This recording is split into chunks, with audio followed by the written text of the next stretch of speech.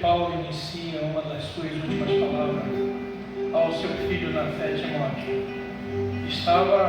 Essa é a segunda carta ao jovem pregador, possui um valor histórico sem precedentes. Ao final, além de ser uma convocação solene ao ministério e por isso conter sagradas lições para qualquer cristão vocacionado, trata-se também da última carta paulina que temos registro.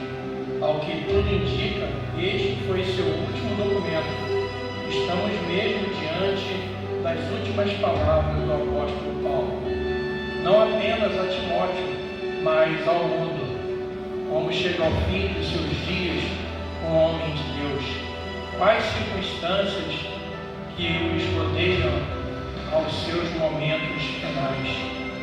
O que leva a escrever esta carta a seu amigo querido e ao seu filho amado?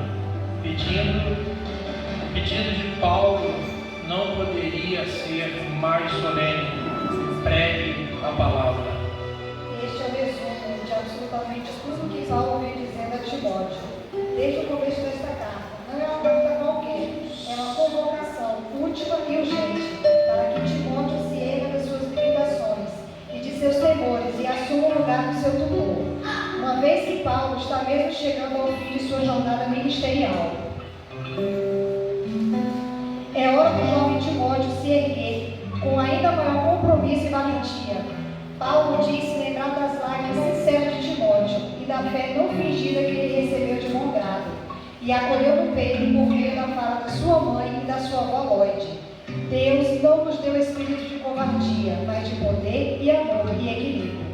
Foi o que Paulo lembrou a Timóteo no primeiro capítulo desta carta, enquanto fazia referência à santa vocação que Cristo nos fez. Evite conversas inúteis e profanas, enfatizou Paulo no segundo capítulo. Fuja dos desejos malignos da juventude. No capítulo 3, Paulo se recusa em esconder do seu discípulo a face escura do ministério e diz sem medo: todos os que desejam viver piedosamente em Cristo serão perseguidos. Tu, porém, permaneça nas coisas que aprendeu por meio das Escrituras. Pegue as Escrituras. Este é um mandamento tão solene que as testemunhas convocadas diante das quais Paulo ordena a Timóteo que pregue são Deus e Cristo Jesus. Alguns já haviam questionado o ministério do jovem Timóteo, mas não era hora de se entristecer por isso. Pregue a palavra. Outros já haviam ridicularizado por seguir um pobre coitado feito Paulo, sempre perseguido, mas não era hora de se envergonhar. Pregue a palavra. Alguns chegaram a sugerir que a própria personalidade de Timóteo seria também uma barreira, possivelmente tímido e inseguro, mas não era hora de ser e em si mesmado. Era hora de se expor e pregar a palavra em tempo e fora de tempo.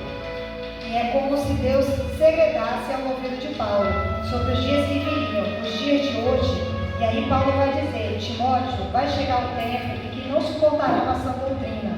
A verdade causará coceira dos ouvidos. As pessoas vão atrás de pregações inofensivas. Vão configurar pregadores que lhe afetem o ego, que trocam infeliz a dura verdade pela suave mentira.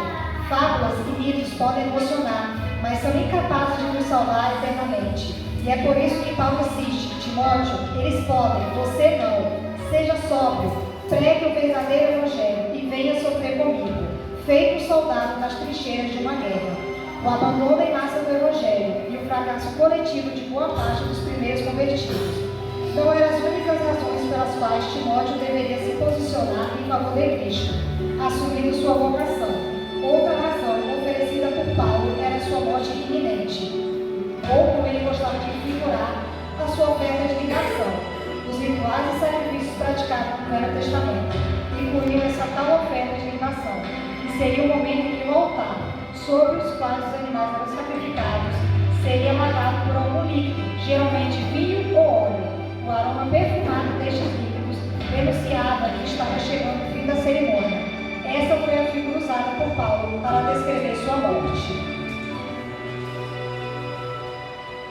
Ele não desenha essa tela com cores densas e escuras, mas com o vivo vermelho de um vinho sendo aspergido. Não tem cheiro de medo ou luto. Sua morte tem cheiro de vida e festa. As rimas não são azedas e melancólicas. Não, sua morte rima com um doce vinho.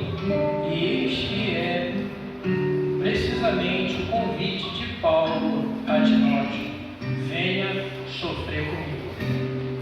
Até sozinho.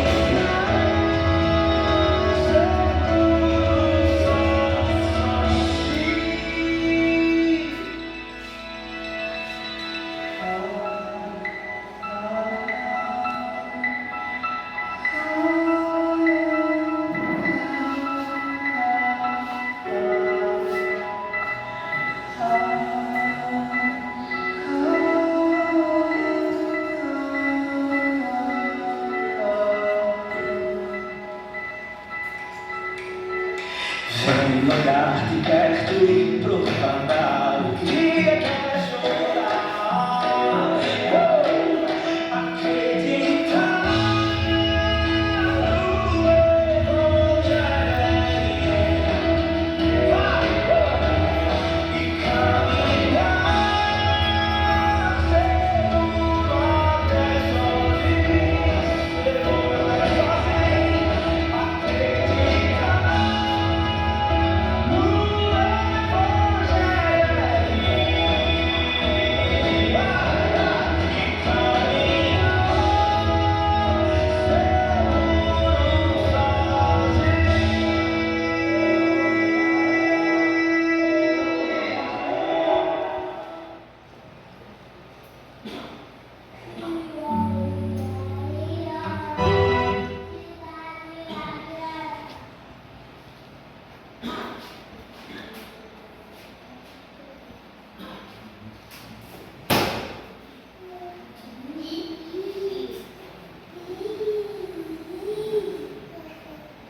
Glória a Deus.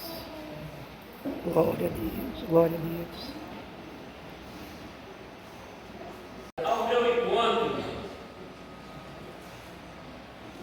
pois Demas, amando este mundo, abandonou-o. Crescente foi para a Galácia, Tito foi para a Dalmácia. Só Lucas está comigo. Traga Marcos, ele me é útil. Traga uma carta e os livros. Veja o risco que Timóteo está correndo. A convocação solene de Paulo mais parece com um náufrago à deriva que o marinheiro abandone a segurança do navio e se lance com ele no mar. Vem depressa, Timóteo, abandone a sua frustração, sua insegurança. Não há tempo de perder com questões banais sobre a aprovação, nem espere lá que te aprovem tanto assim. Vem depressa. E por que a pressa? Paulo vai dizer que, em primeiro lugar, Timóteo deveria se apressar porque Demas o abandonou. Amando o presente século, o abandonou. Esse é o mesmo Demas que foi citado na carta de Colossenses, ao lado de Lucas. Certamente um companheiro na jornada paulina. Depois ele foi citado novamente em Filemon, como um cooperador de Paulo. E aqui ele encerra sua jornada, recebendo o pior dos adjetivos do cristão: fujão. Agora vejam, se Demas abandonou o Evangelho por amar aquele século primitivo, quais seriam as nossas chances? Como me certificar de que eu também não seja tomado como esses que operam na casa nobre do Evangelho, mas fogem na hora da morte, feito aqueles que seguiram a Jesus, mas recusaram a comer da sua carne e beber do seu sangue? Como Timóteo permaneceu? Como eu poderia permanecer? Paulo lembra Timóteo, ainda nessa carta, que seu sucesso não estaria garantido pela força do seu próprio braço, mas na graça, no favor imerecido de Cristo. Foi por essa graça que Pedro bradou uma das afirmações áureas da fé cristã: como eu poderia fugir? Para onde mais eu iria, se só tu tens palavras de vida eterna? E o abandono de Demas não é a única razão pela qual Timóteo precisa se apressar. Paulo vai continuar dizendo que Crescente foi para a Galácia, Tito para a Dalmácia. E nesse caso, não se trata de abandono de fé, se trata de se desdobrar-se em tantos quantos podia, a fim de atender uma demanda gigante. Os campos estavam brancos e pouco eram ceifeiros. Os poucos que ali ainda se mantinham fiel ao Evangelho se desdobravam. E é por isso que Paulo diz: vem depressa, Timóteo. Eu sei que você está cuidando aí da igreja em Efésio, mas sua presença aqui é muito necessária. Eu já enviei Tico para assumir seu lugar. Vem, porque os campos estão brancos. Embora eu tenha crescido na igreja, nunca vi missionário nenhum dando testemunho de que seu campo de trabalho, tão cheio de mãos de obra, é sempre o contrário que se vê, porque é assim que se faz a obra de Deus, em absoluta dependência, rogando ao Senhor da Seara que envie trabalhadores depressa. A obra de Deus sempre vai ser maior do que me julgo capaz de suportar. Veja Paulo, por exemplo. O grandioso Paulo era falho e por vezes inflexível. No começo da sua relação com Marcos, não teve paciência para suportar os delírios do jovem Marcos. Mas aqui, no final da sua jornada, como um dos seus últimos desejos, pede a Timóteo: traga Marcos com você, ele é minha útil. A obra de Deus é perfeita por gente falha como Paulo. Mas que modelo de Paulo? Se deixa persuadir pela ação do Espírito Santo através do tempo. Algum de Paulo já te machucou por aí? Perdoe, dê tempo ao tempo. Algum marco já lhe tirou do sério? Espere e vê bem se ele não termina sendo, no fim das contas, útil para você na jornada cristã. Toda essa solidão paulina fica ainda mais evidente na próxima fase. Traga-me uma capa e não se esqueça dos meus livros. Paulo está só, sente frio, sente falta, e que eu preciso me perguntar seriamente: você quer esse evangelho? Talvez tenha mentido prometido para você e prometendo o Evangelho de clamor, mas olhe bem aqui que o maior missionário da igreja está testemunhando seus dias assim. Preso, com frio, e pedindo para que alguém lhe traga pelo menos alguns livros. Lembre-se de Cristo na cruz, sentindo falta não de qualquer outra coisa, mas da falta do próprio Pai. Você quer esse Evangelho? Mesmo sabendo que está correndo o risco de tomar a mesma trilha e terminar seus dias pedindo de um amigo distante: traga-me uma capa e alguns livros. Uma voz antiga disse certa vez: Deus, se tratas assim os seus amigos mais próximos, não me admira que tenhas tão poucos. Este é Paulo chegando ao fim de seus dias. A partida.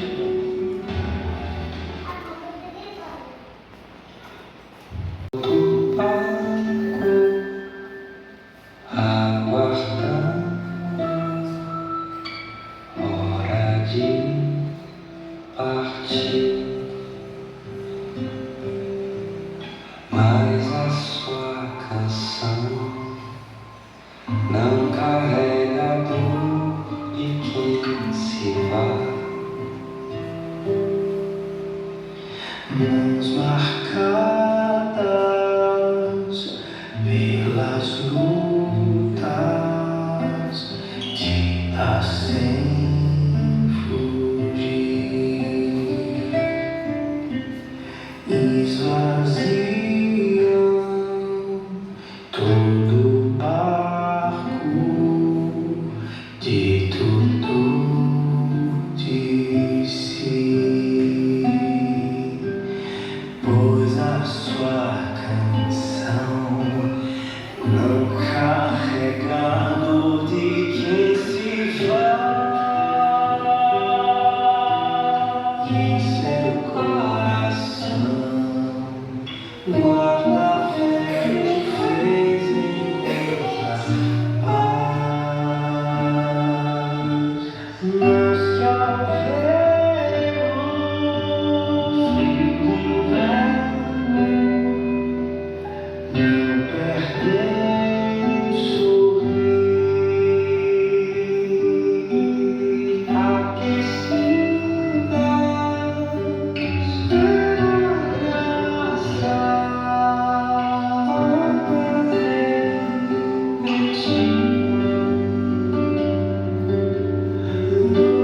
dor nenhuma se compara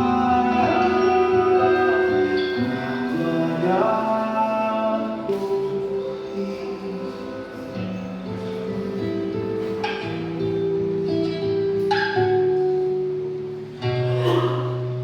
Dor nenhuma se compara com a glória por vir. Dor nenhuma, aleluia, tô chegando aí.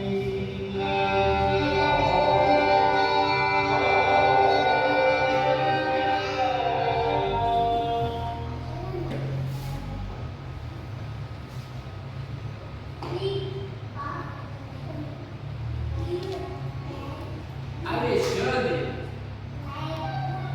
Ferreira causou muitos males. O Senhor lhe dará a retribuição pelo que fez. Previna-se contra ele, porque se opôs fortemente às nossas palavras. Na minha primeira defesa, ninguém me apareceu para me apoiar. Todos me abandonaram. Que isso não esteja cobrado. Quando a gente tem em mente que essa carta de Paulo ao amado Timóteo é, na verdade, uma excelente convocação para o seu ministério, essa sessão aqui, onde ele fala sobre a traição do Alexandre, o abandono que sofreu durante sua primeira defesa, demonstra o nível de sinceridade de Paulo para com Timóteo. Não existe nenhuma intenção de maquiar a realidade do ministério. Timóteo não estava sendo enganado. Conta aos terríveis perigos de se lançar na preciosa jornada, que é a proclamação da verdade de Deus. Conta ao velho Paulo, prepara seu jovem sucessor para a realidade das dores do ministério. Ele poderia dar vários conselhos quando o assunto era sofrimento e perdas. Ninguém melhor para rechear a pauta de experiências pessoais do que Paulo. Ele podia falar sobre a dor das chicotadas ou dos aprisionamentos nas gaiolas, das masmorras. Ele podia falar para Timóteo sobre o naufrágio, apedrejamento. Tudo isso Paulo sofreu. Tudo isso poderia ser sobreviver a Timóteo. Mas o que Paulo considera de singular importância no fim das contas é preparar Timóteo para a traição do Cristo. Timóteo, Alexandre, isso dói. Se até mesmo nosso Cristo teve que passar por amargo anoitecer de um beijo amargo que o levou diretamente aos braços dos seus perseguidores. Estaria Paulo livre de sofrer o mesmo? Deveria Timóteo se enganar quanto à real responsabilidade de provar também em sua face esse beijo?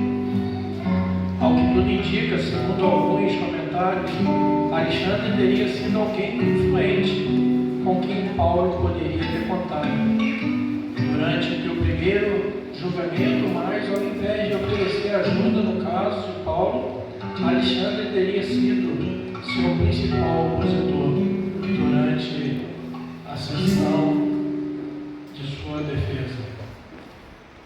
Como se não bastasse, lá estava o velho Paulo, lançado feito um animal, amarrado diante de sua presa, se levantar com dificuldade para falar de sua defesa, mas quando olha ao seu redor, encontra os magistrados, seus perseguidores estão lá, tem até os curiosos, mas não acha sequer um rosto amigo.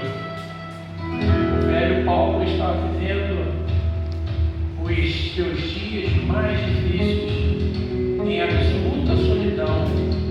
Ele, que tanto desejou partilhar o sofrimento de Cristo, se vê agora como ele, em sua cruz, abandonado por seus amigos. Quem de nós suportaria essa pressão sem amaldiçoar a si mesmo, sem desacreditar na sua própria jornada? Valeu a pena, Paulo? Ele aí a seu redor gastou sua vida em favor de tanta gente, abraçou tanto por aí, e no dia de sua terrível dor, quantos estão aqui para lhe devolver esse abraço? Valeu a pena, velho Paulo? E a pergunta volta para você. Você quer esse evangelho? Olhe bem para esse texto e responda. Quer mesmo correr o risco de chegar nos últimos dias da sua jornada como o velho Paulo, com o seu Cristo? Olhe bem, veja bem. Se você começar a se envolver demais com esse negócio de igreja, de Cristo, de evangelho, você vai ter que começar a perder algumas coisas que qualquer um que considera de grande estima. Se seu envolvimento chegar ao teu pescoço, é possível que perca alguns amigos. Talvez aquela promoção tão sonhada na carreira profissional, porque as ideias do Evangelho vão bagunçar sua cabeça de uma forma bem estranha a princípio. E você corre sérios riscos de configurar sua postura e privada. Você quer esse Evangelho? Se chegar ao ponto de envolver-se até submergir no oceano desse Evangelho e já não saber mais quem é você e quem é Cristo, onde começa Cristo em você e aonde vai você em Cristo, você pode chegar sim ao ponto de estar sozinha, escrevendo para um amigo distante. Ei, envie uma capa e alguns livros.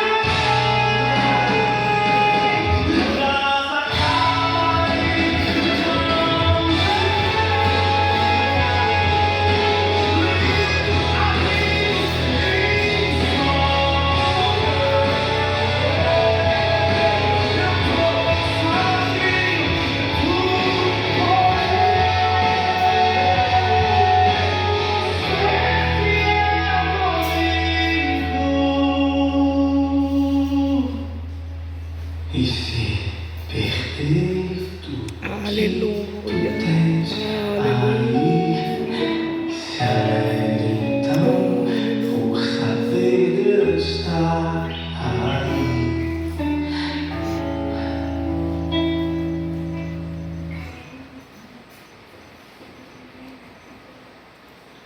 A realidade do Evangelho, a realidade das coisas, costuma ganhar outras coisas.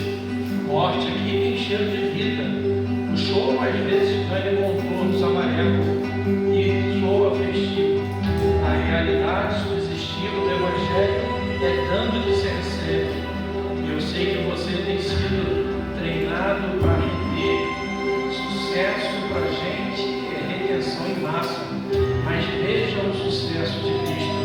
Foi medido pelo nível do seu esvaziamento.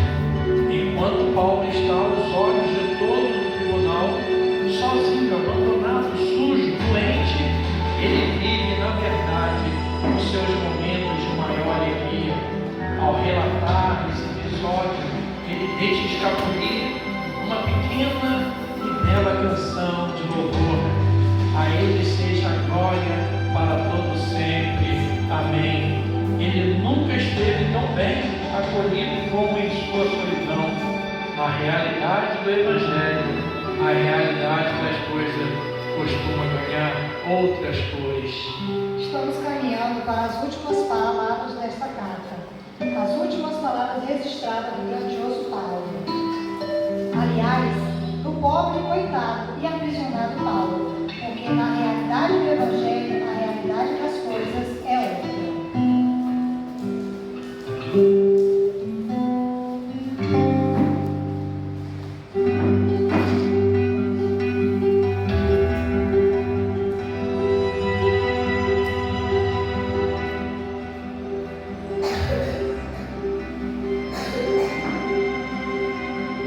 Saudações a Priscila e Áquila e a casa de Onesíforo. Erasto permaneceu em Corinto, mas deixei Trófimo doente em Mileto.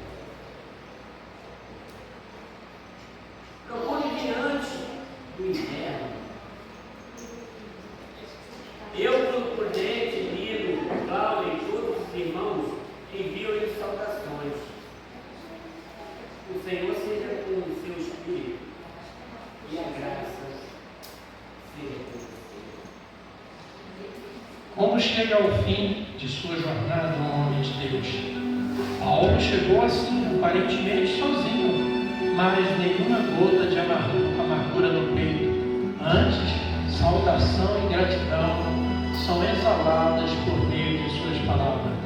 Ele fez menção a amigos queridos, como quem dividiu um momento importante na fé, Priscila e Áquila, que já haviam partilhado estrada missionária com Paulo em ocasião passada.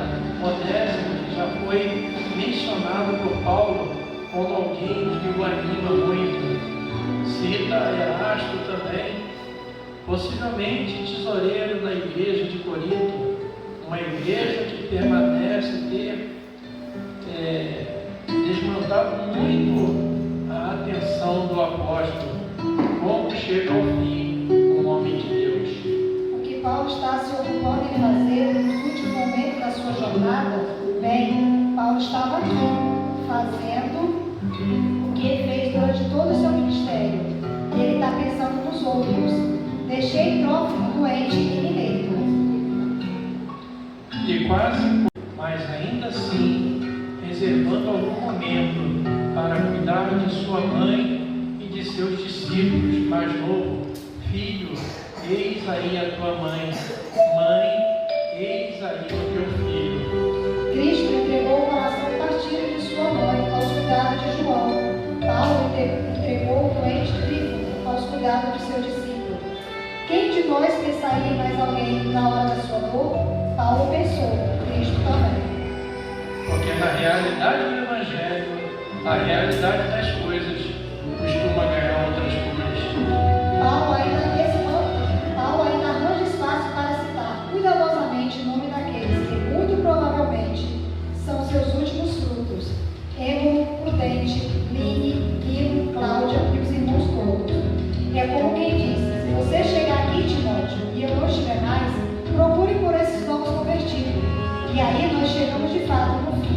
história de Paulo e Timóteo. Nas próximas frases são os últimos abraços de Paulo em seu filho Timóteo. E ele poderia fazer voto de que Timóteo fosse muito bem na vida, tivesse muitos amigos e tudo mais. Mas não é nada disso que Paulo deseja a Timóteo. Paulo sabia muito bem o que foi que o levou a padecer inúmeras vezes. E padecer aqui não é no sentido de morte, não. Porque morte para Paulo é único. Lembre-se da realidade do Evangelho. A realidade das coisas costumou ganhar outras cores.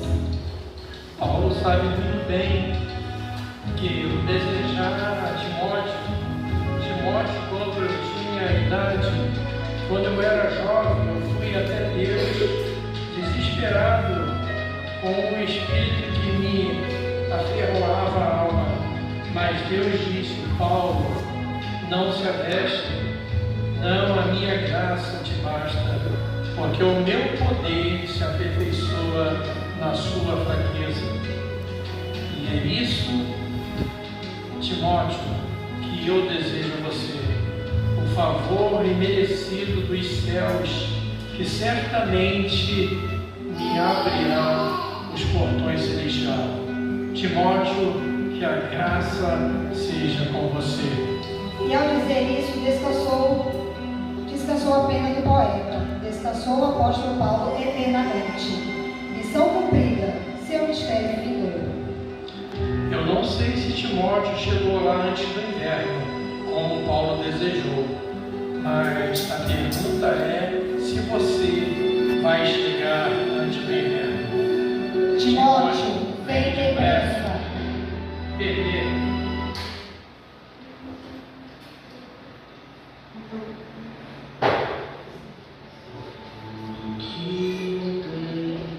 Aqui me alegrarei, pois eu sei que tenho aqui me posso agradecer o teu amor por mim, teu sangue sobre mim.